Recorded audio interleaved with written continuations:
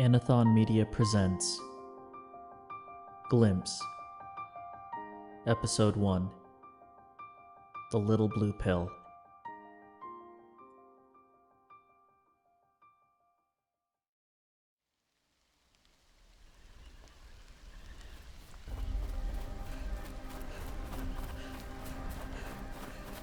Where is it? Do you see it? No. Oh my god, that sounded close. Just keep going, Shelby. Keep your light in front. I can't see anything with just mine. We're gonna die. We're gonna die. Shelby, stop it. Look, I can see a barn in the clearing over there. You wanna hide in a barn? Would you rather keep running through the forest at night? Shit, it's gaining. We're almost there. Keep going. Hurry. Shit. It's stuck.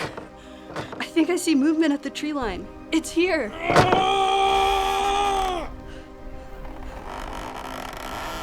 Got it. Get inside.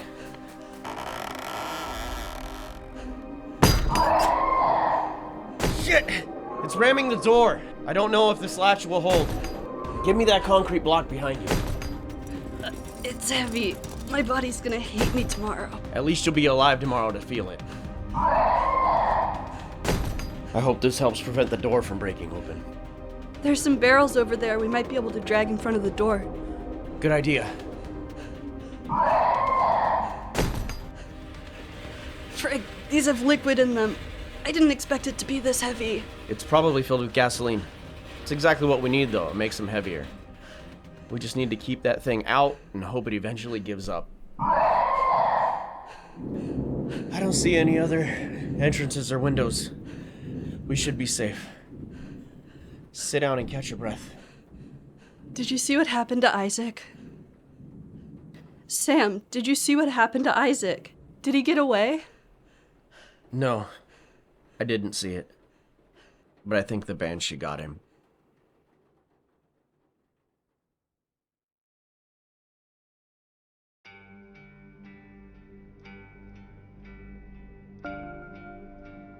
If you were to take a survey, you would find that around 75% of the world's population believes in the paranormal, and just as many believe in an unseen world. Whether you're religious or just spiritual, you probably believe so too. I know I do, at least now. But what if that's only a part of it? What if there are other worlds, other realities made up of humans who made different decisions in life? And what if a drug allowed you to get a glimpse of one of these alternate realities? Perhaps there's more to the universe than we think.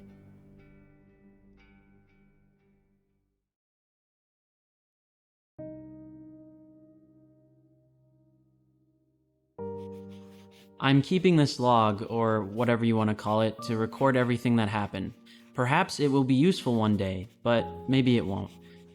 But it gives me something to do to pass the time.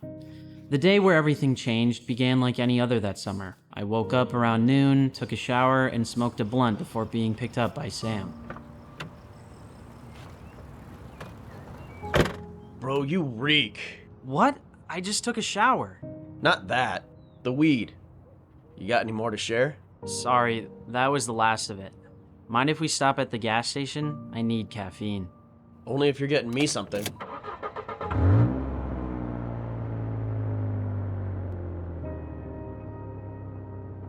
Sam has been my best friend since junior high, and there's rarely a day we aren't hanging out.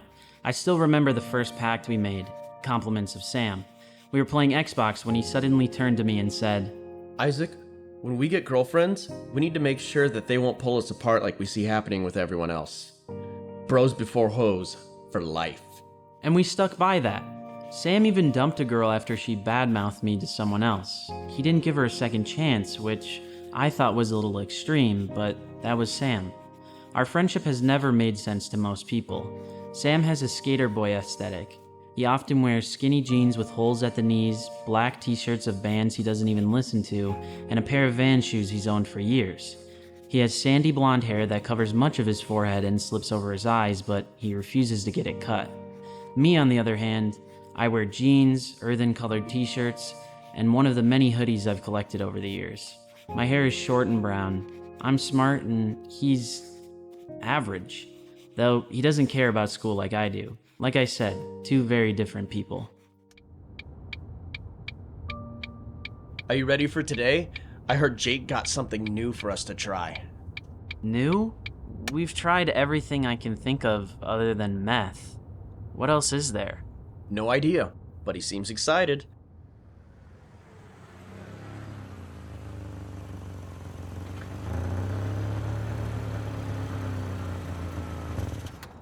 Hey, get me a large sugar-free Red Bull. Sugar-free?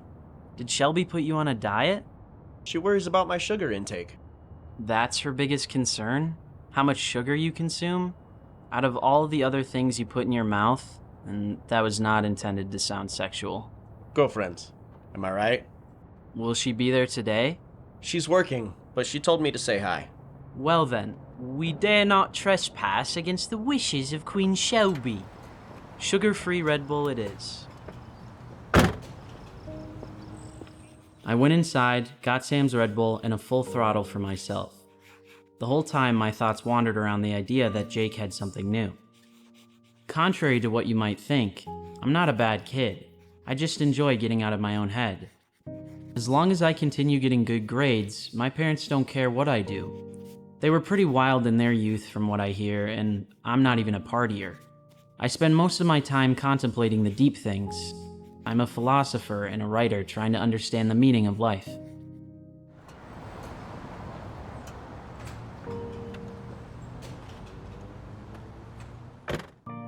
Here you go. Did you get me a regular Red Bull because you spaced out, or because you're trying to spite Shelby? Huh? Bro, how high are you? Did I... Crap. I'm sorry, man. I don't even know what happened. Don't worry about it. A little sugar isn't gonna kill me. Just don't tell Shelby.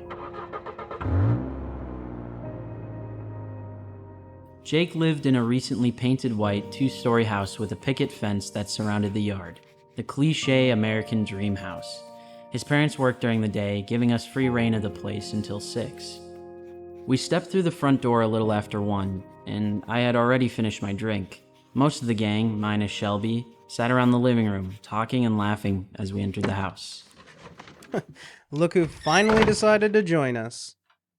Jake was our resident friend and drug dealer. He was only 17, but he had somehow made connections with guys who could get any illegal substance your heart desired. I met him through Sam, who met him through Shelby, and I have no idea how she knows him.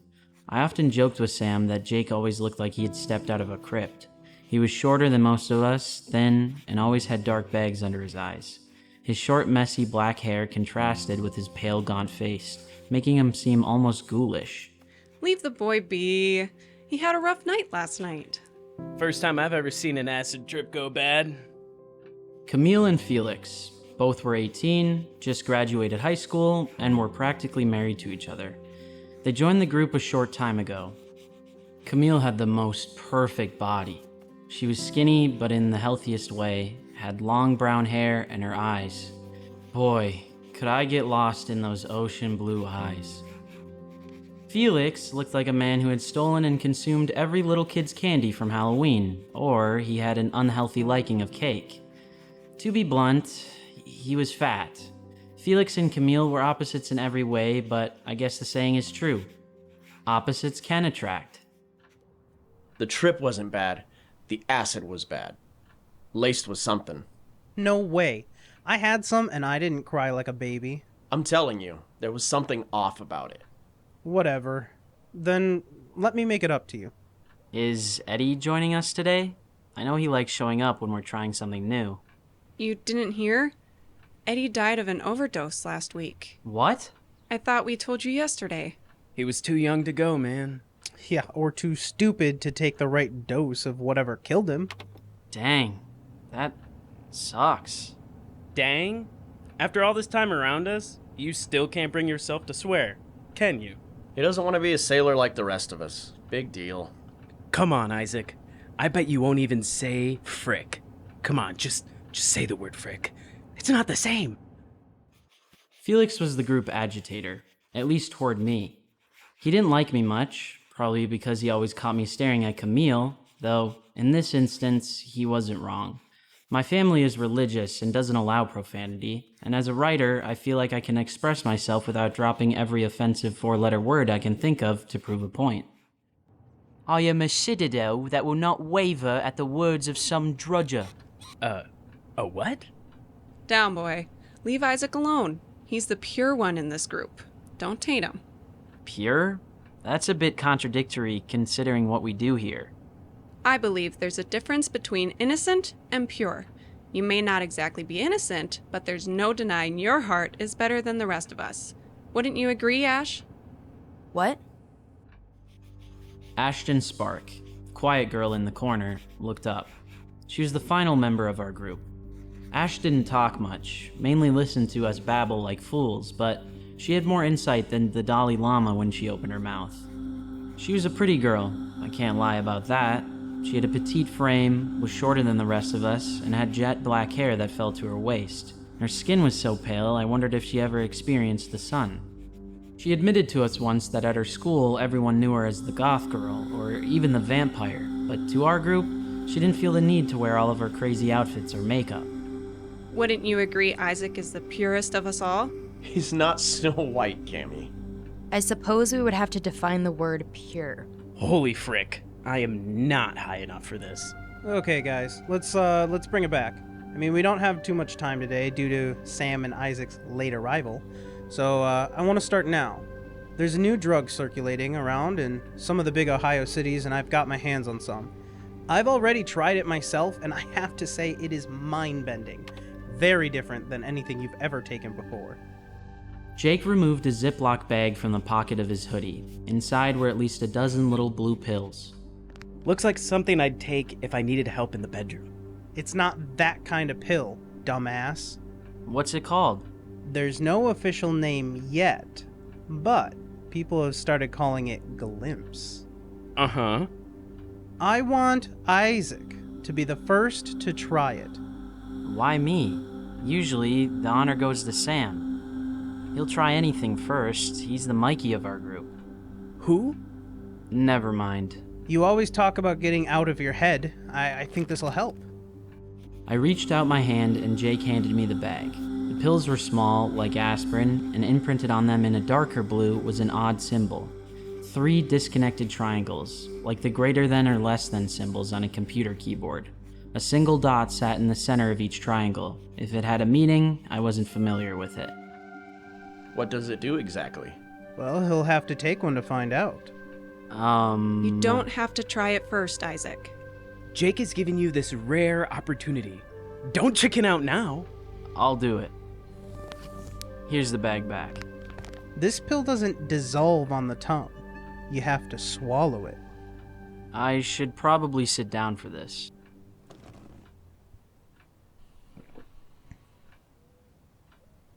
Nobody said a word as we waited for something to happen. I could see a smirk pull on Jake's lips. Just watch it turn out to be some Viagra knockoff after all. Best prank ever. Shut up, Felix. Are you feeling anything, Isaac? Other than the need to pee, nothing.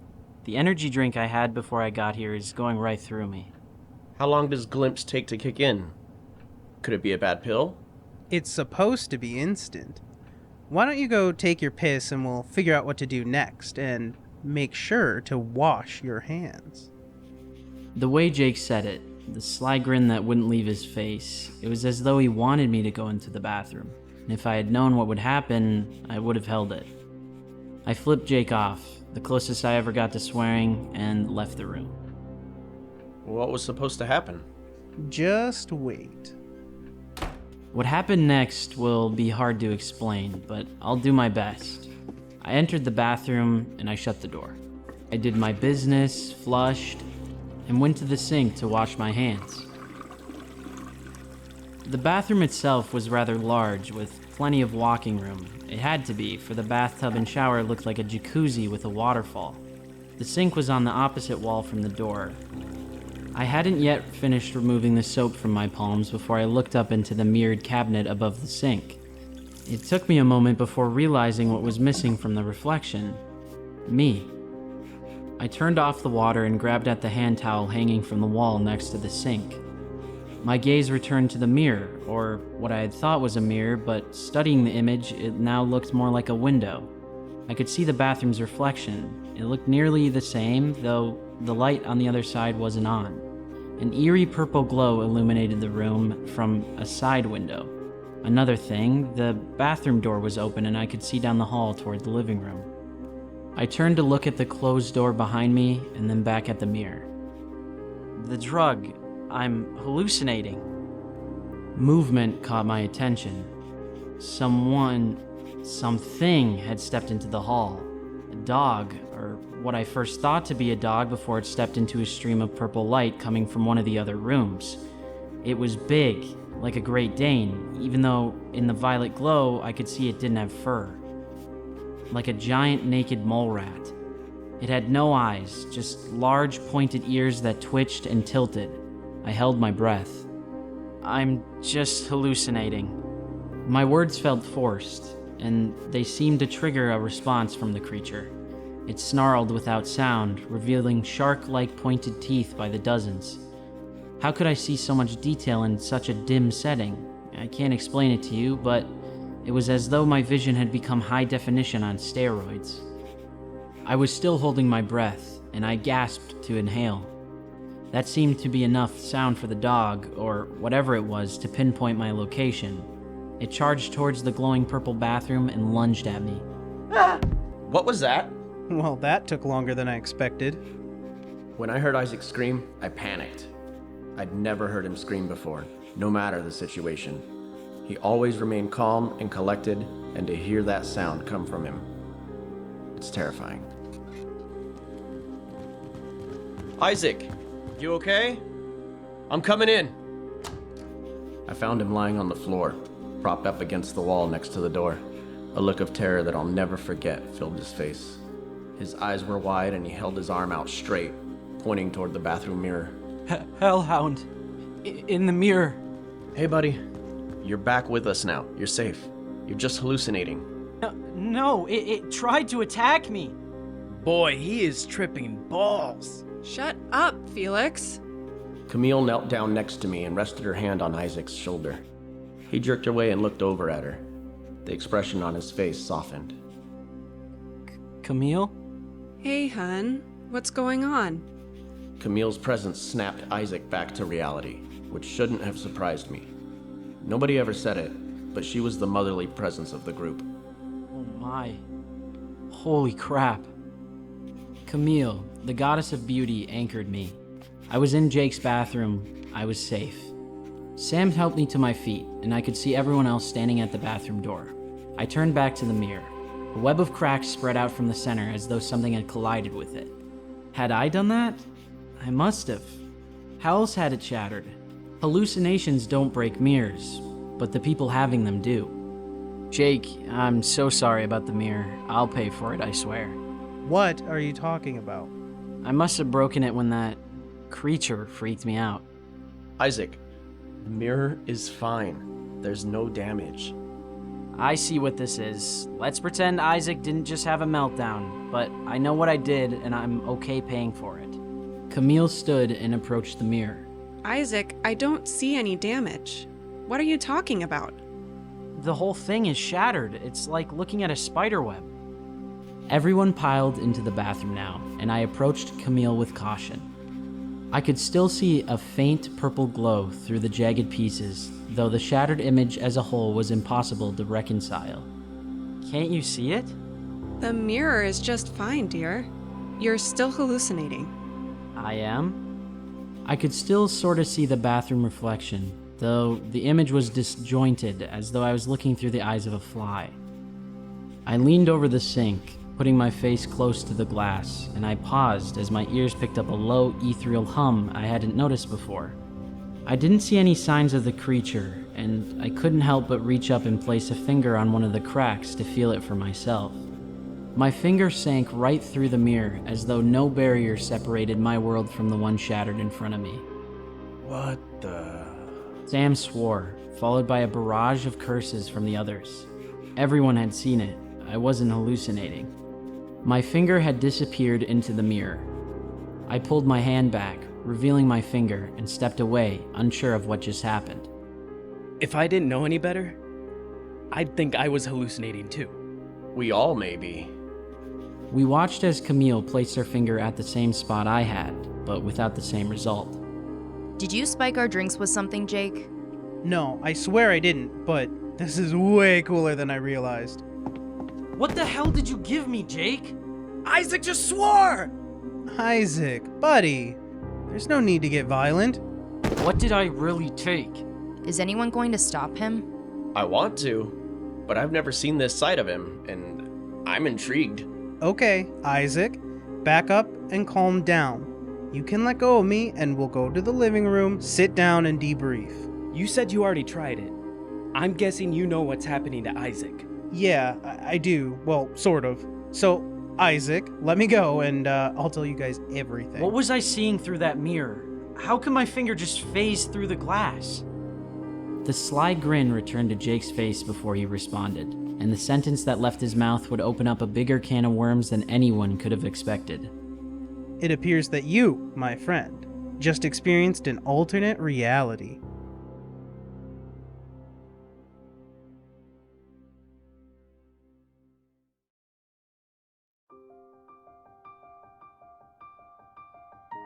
Glimpse. Written, directed, and edited by Lucas Heath. Starring Collin Norton Zeimet as Isaac, Dennis Wyatt as Sam, Ron Dautel as Jake, Danna Gilbertson as Camille, Max Caudell as Felix, Molly Price as Ashton, and Alicia Shenreice as Shelby. If you enjoyed this podcast, remember to rate and review and drop us a follow to receive updates on new episodes.